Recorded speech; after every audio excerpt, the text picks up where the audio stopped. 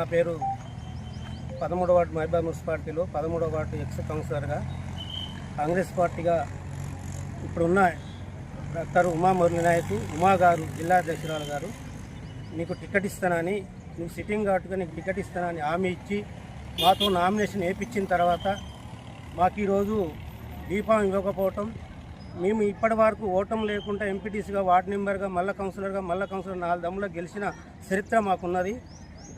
గతంలో కాంగ్రెస్ అధికారం లేకున్నా మాకు బీఫాము ఇంటికి పంపించి నువ్వు పంపిస్తే కూడా మేము గెలిచి వచ్చి ఇలా కాంగ్రెస్ పార్టీ ఇక్కడ 10 సీట్లు గెలిచి ఇంకా రాష్ట్రంలో కాంగ్రెస్ పార్టీ మహబూబాబాద్లో ఉన్నదని కూడా మరి ప్రూఫ్ చేసుకున్న చరిత్ర ఈ మహబూబాబాద్ నియోజకవర్గానికి ఉన్నది.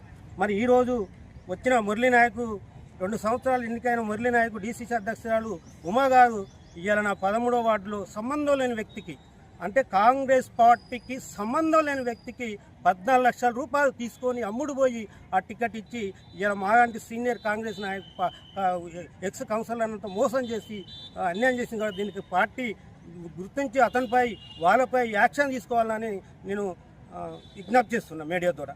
పార్టీలో కొనసాగుతూ రెబల్ కాంగ్రెస్గా వేసి మళ్ళీ ఆ సీటు కాంగ్రెస్ పార్టీకి అంకితం చేస్తాను. బరిలో ఉంటున్నా అయితే పాఠం చేసింది నన్నే కాదు మేము గెలిచిన వాళ్ళందరినీ బాధలంతా మోసం చేసింది. ఓకే.